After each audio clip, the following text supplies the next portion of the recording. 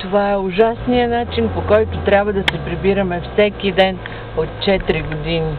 Ето. А когато вали дъжд е нещо ужасно, дупки.